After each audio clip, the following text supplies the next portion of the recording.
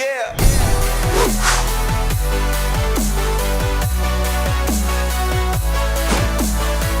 Justin Fuente had huge shoes to fill following the departure of the legendary Frank Beamer. But the shoes may have been a little too big for him.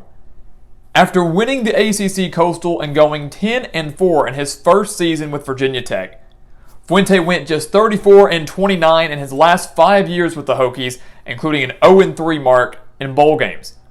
For a program rich in history and tradition and a program that expects to contend every single year, none of those marks were acceptable, which is why the Hokies are now looking to contend again under their new head coach in Brent Pry.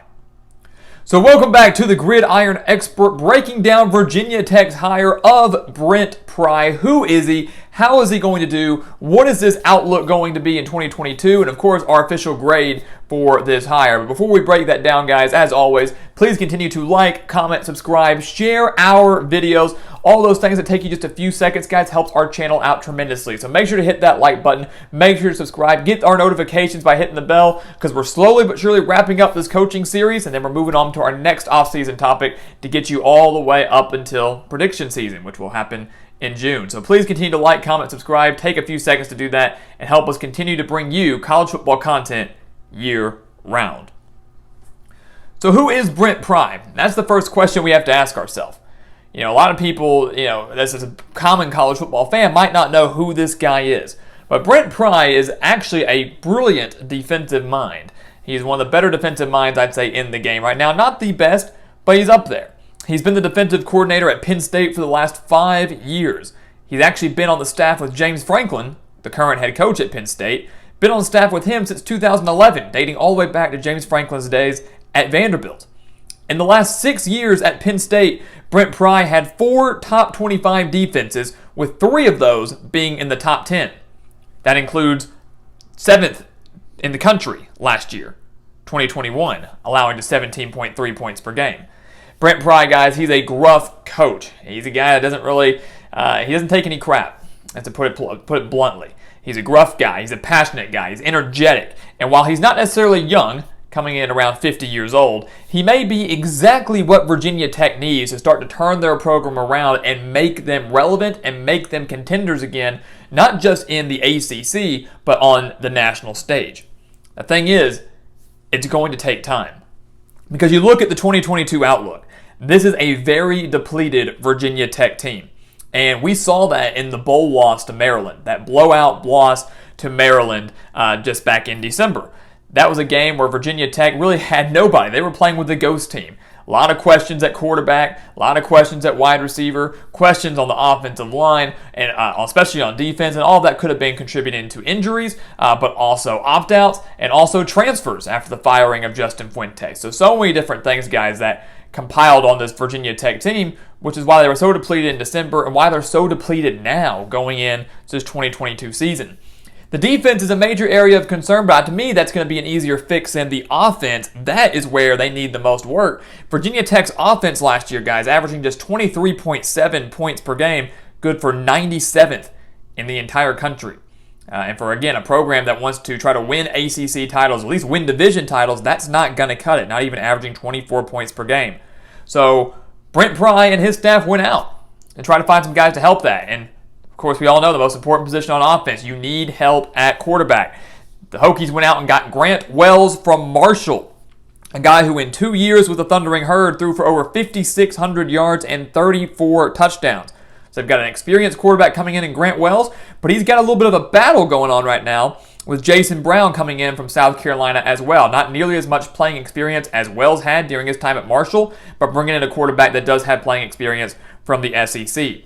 We know the Hokies certainly need an improved offensive line to protect those 2 quarterbacks, whoever is given the starting job, and I think many right now would believe it as well. And they definitely need help on the defensive line after the Hokies gave up 168.7 rushing yards per game last year and nearly 400 yards of offense per game last year as well. So a lot of work, guys, is needed on this Virginia Tech team. That's why they're bringing in a new head coach.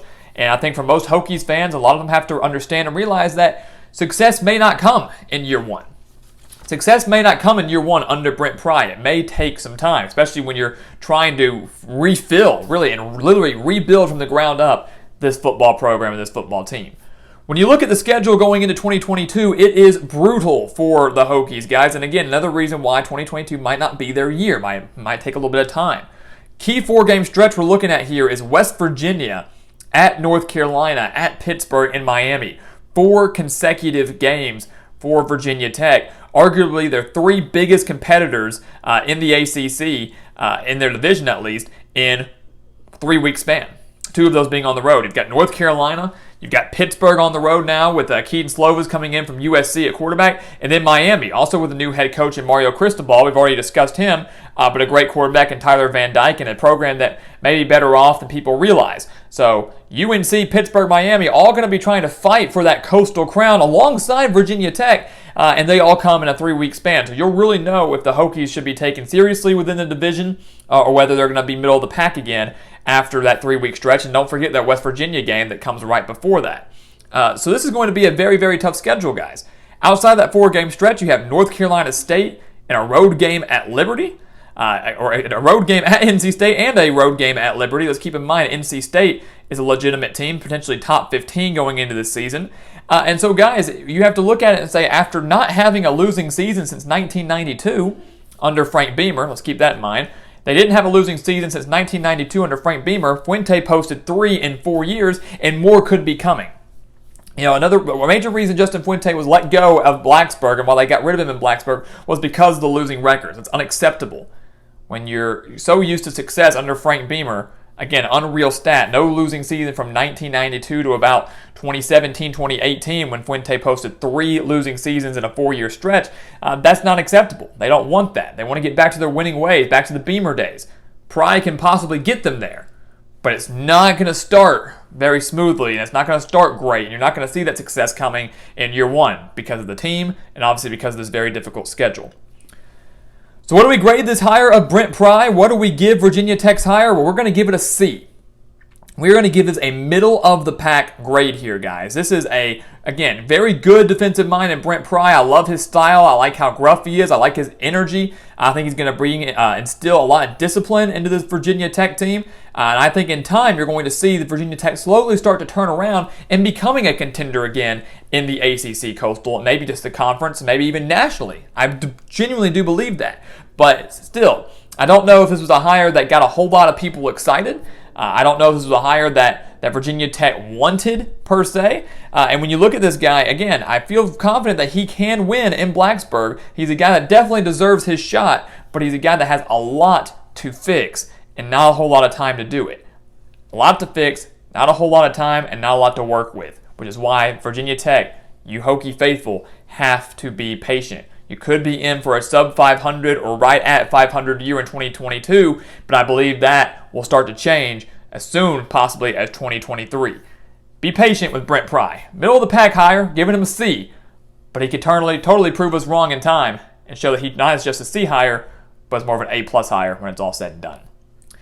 So guys, thank you so much for watching us here at the Gridiron Expert on YouTube. Make sure to continue to like, comment, subscribe, share our videos. Check out everything down in the description below. Again, all those things take you just a few seconds, but help us out tremendously and help us bring you college football content year-round. So make sure to do that and help us out. And once again, guys, as always, thank you so much for watching, and we'll see you next time right here on the Gridiron Expert.